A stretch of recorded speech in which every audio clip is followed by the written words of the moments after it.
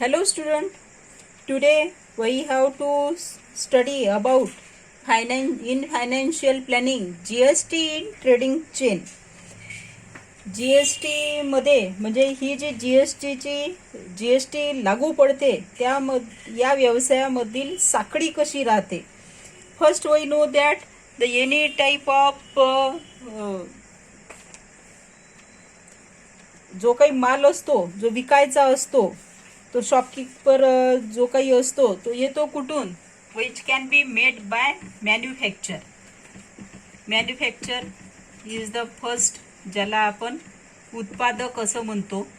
हा तो तयार करतो. Manufacture can make a some, then it can be goes to wholesaler or distributor. त्याच्यानंतर मॅन्युफॅक्चरनी तयार केल्यानंतर तो जो काही माल आहे ते जे काही त्याने केलेलं असेल, क्रिएशन केलेलं असेल, ते कुठे जाणार, होलसेलर किंवा त्याला म्हणतो आपण distributor, which can be distribute everywhere. Wholesaler जे होलसेल दुकान म्हणतो आपण त्या पद्धतीचं. त्यानंतर it can be goes to, त्यानंतर ते जो सगळा माल आहे तो कुठे जातो, रिटेलरकडे. What do you mean by retailer? Retailer म्हणजे किरकोळ व्यापारी, जो दुकानदार असतो तो. आणि रिटेलर कोणाला विकतो, तर तो विकतो कन्झ्युमरला, दॅट आर वै. म्हणजेच बघा, मॅन्युफॅक्चर म्हणजे हा माल तयार केला जातो, make, it can be make.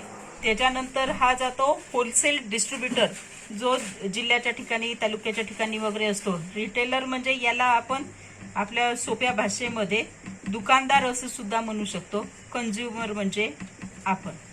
म्हणजे ही झाली एक साखळी.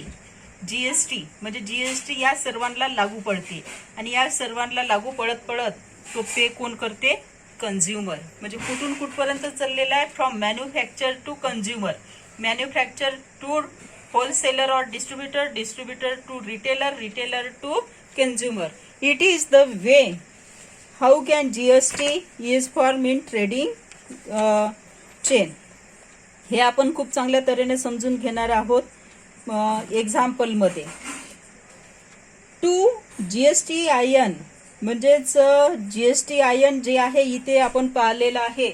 GSTIN it is will goes two way.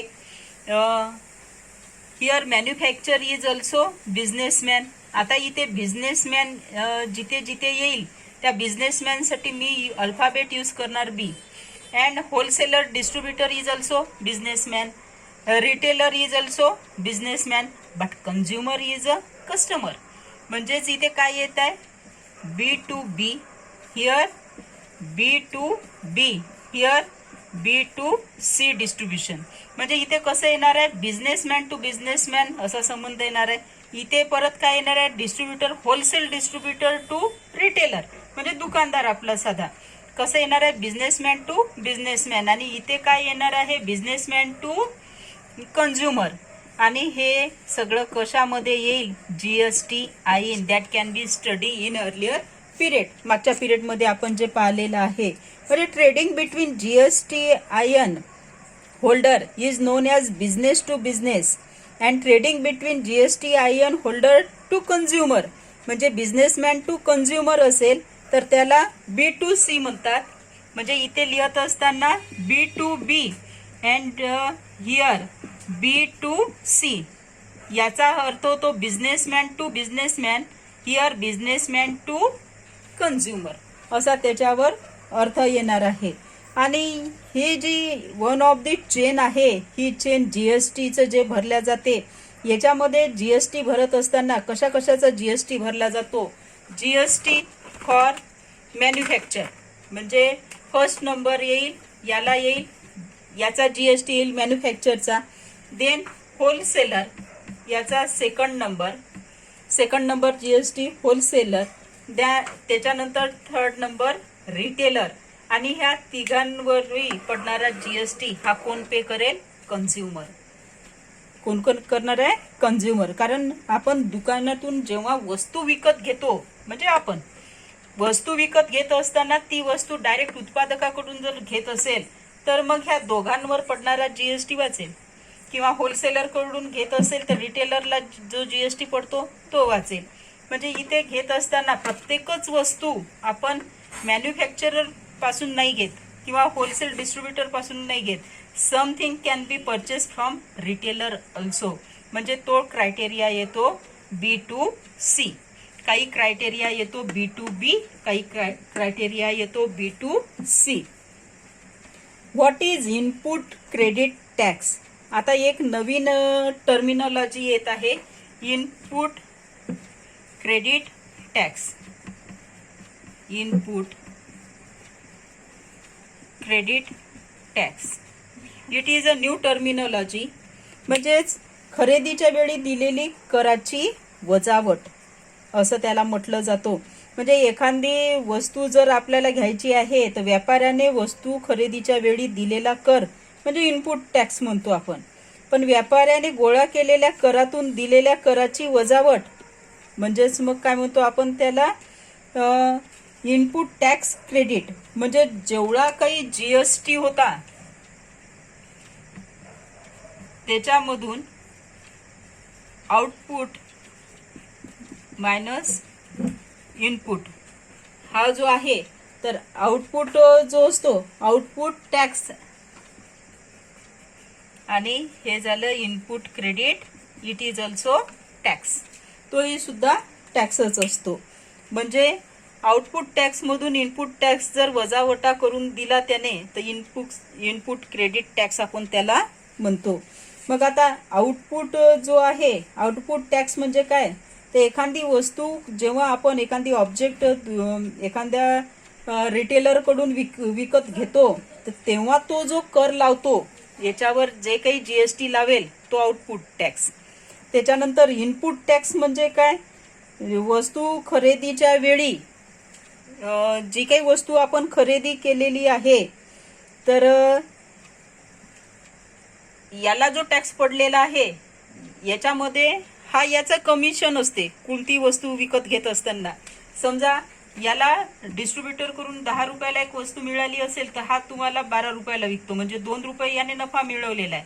आणि हा 2 रुपयामध्ये 1 रुपये काय असतो, याचा टॅक्स असतो आणि 1 रुपये याची कमाई असते. मग आता याची ही जी कमाई आहे ही 1 रुपये सोडत असेल आणि तुम्हाला ती वस्तू 11 रुपयात मिळत असेल, म्हणजेच यामध्ये पाहत असताना आउटपुट टॅक्स जो आहे तो 1 रुपयाचा होता आणि इनपुट टॅक्स जो आहे तो 1 रुपयाचा. म्हणजे याने वर कमाई काहीच नाही घेतली. म्हणजे डिस्ट्रीब्युटर कडून 10 रुपयाला घेतली आणि तुम्हाला 1 रुपये त्याला टॅक्स पडला होता, तर 11 रुपयाला त्याला वस्तू पडली, तर 11 रुपयालाच तुम्हाला देत असेल तर मग तो जो अमाऊंट झाला तो झाला इनपुट क्रेडिट टॅक्स. म्हणजे वजा करून दिलेली ती वस्तू. आणि असे प्रत्येकच जण देत असेल याची काहीही गॅरंटी नाही. Let us solve some example of exercise 4.2. First example is that Chetna store paid total GST of rupees 1,05,000 rupees at the time of, केव्हा म्हटलेलं आहे, at the time of purchase and collect GST of rupees 1,22,500 at the time of sale during 1st July 17 to 31 July 17. Find GST payable by Chetna store. Here in solution we can write down tax collected at purchase time. Tax जो काही आहे तो purchase time वर किती घेतलेला आहे, 1,05,000 rupees एवढा आहे. आणि tax collected at sale time, tax collected at sale time and that amount is 1,22,500 rupees. And GST payable at by Chetna store we have to find out. GST payable which is equal to tax collected at sale time minus tax collected at purchase time, and amount is 1,22,500 minus 1,05,000 rupees, and answer will be 22,000 rupees. Hence GST payable by Jetna stores is 22,000 rupees. 22,000 rupees. It is the first example. Second example is same type. Nazma is a proprietor of a film register under GST. She has paid GST of rupees 12,500 on purchase and collected for 14,750 on sale. What is the amount of ITC to be claimed and what is the amount of GST payable? हे second नंबरचं example आहे. मी यामध्ये थोडासा change करते, पण तुम्हाला पूर्ण example लिहायचं आहे.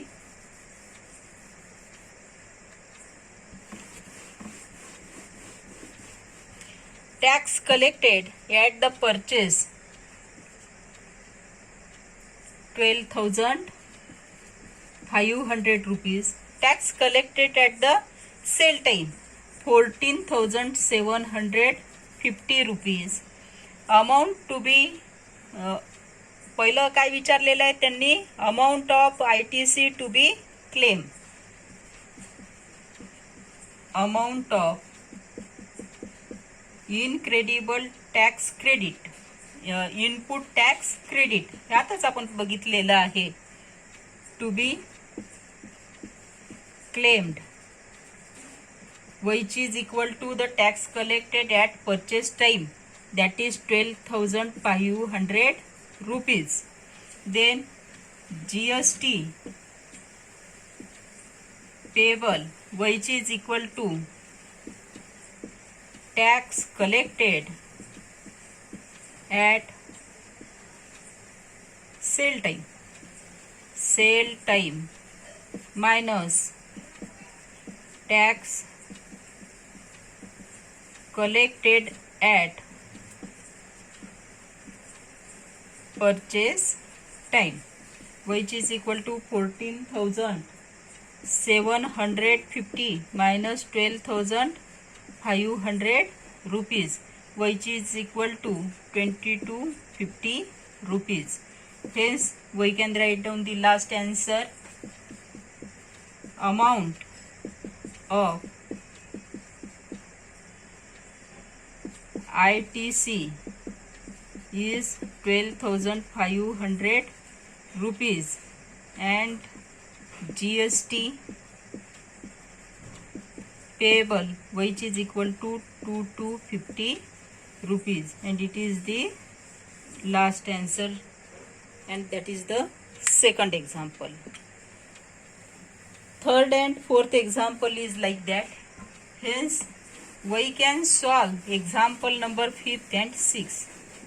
आपण example number 5 and 6 solve करणार आहोत.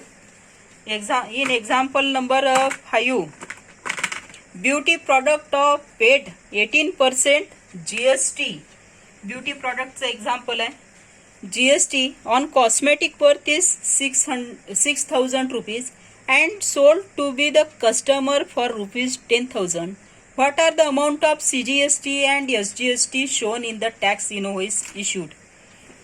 First, we know that GST in tax invoice. GST in tax invoice which is equal to 18% for rupees 10,000. 18% for 10,000 rupees, meaning that हे जे 10,000 आहे याचे किती पर्सेंट, 18%, म्हणजेच 10,000 into 18/100. 2 0 will be cancel. Remaining will be 100 into 18, meaning that 1800 rupees. It is the GST in tax invoice. Then CGST in tax invoice, which is equal to, we know that CGST and SGST that are one and the same. SGST in tax invoice, which is equal to GST divided by 2, and GST is 18,000 rupees divided by 2, which is equal to 900 rupees. म्हणजे GST जेवढा असते त्याचा half असतो. म्हणजेच इथे पाहत असताना answer काय काय आलेला आहे आपल्याला. CGST आणि काय विचारला होता, SGST. CGST and SGST in tax invoice is 900 rupees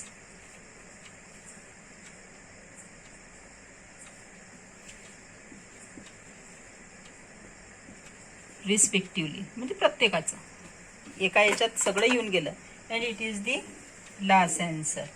then we can solve the example number 6. And example number 6 it can be activity based question. They can ask to create a tax invoice for B2C. B2C म्हणजे businessman to customer. त्याच्यासाठी काय करायचं आहे, bill कसं तयार होईल ते तुम्हाला दाखवायचं आहे. आणि बिल कसं तयार होईल हे जर आपल्याला दाखवायचं असेल तर त्याचा क्रायटेरिया काय आहे ते आपल्याला बघावं लागेल. आणि क्रायटेरिया काय आहे ते बघण्याकरता आपल्याला इथं काय तयार करावं लागेल, बिल करावं लागेल. आणि बिल तयार करण्याकरता it is answer for example number 6. सगळ्यात पहिले आपल्याला काय राईट डाऊन करावं लागेल. First we have to write down tax invoice of good purchase. आणि आपल्याला ऍड्रेस दिलेला एक्झाम्पल मध्ये mobile point at Morshi Amravati. इथे तुम्ही काहीही लिहू शकता. म्हणजे पेपरमध्ये समजा विचारलं तर मोर्शी अमरावती लिहायचं नाही, ते सोडून लिहायचं. मी तुम्हाला एक्झाम्पल घेण्यासाठी म्हणून सांगितलेलं आहे. मोबाईल पॉइंट दुकान आहे, मोर्शीतलं आहे, अमरावती डिस्ट्रिक्ट मधलं आहे. इनोव्हाइस नंबर म्हणजे बिल नंबर जे म्हणतो आपण ते मी जनरली 55 लिहिला. मोबाईल नंबर 10 डिजिट असतो. I will write down first 10 digit. GSTIN 27. आता इथे हे समजावून घ्या थोडं. 27 it is a district code. त्यानंतर हे जे आहे 5 आकडे इथपर्यंत हा झाला. हा जो काही बिझनेसमॅन आहे त्या बिझनेसमॅनचा तो झाला पॅन नंबर. आणि त्याच्यानंतर 1 म्हणजे बिल हे पहिलं असेल त्याचं. आणि हे आपण शिकलेलो आहोत की GSTIN मध्ये हे सगळं काय येते. आणि हे बी जर तुम्ही डायल केलं, हा पूर्ण नंबर डायल केला तर हा पूर्ण तिकडे बिझनेसमॅनचं जे काही असते GST असते त्याला अटॅच आहे की नाही ते आपल्याला माहिती पडते. हा झाला ईमेल ॲड्रेस दुकानदाराचा. इनव्हॉइस डेट म्हणजे कोणत्या तारखेला भेटलेला आहे, 9/10/2020. बिलमध्ये कुठले कुठले क्रायटेरिया राहील. Serial number, SCN code that can be give in the example. Name of product, rate in rupees. पहा इथे रेट येणार आहे तो पर्सेंटेज मध्ये दिलेला आहे. आणि रेट हा रुपीज. रेट दोन याच्यात असतो, रुपीज मध्येही असतो आणि पर्सेंटेज मध्येही असतो. दोन्ही याच्यामध्ये तो येणार आहे.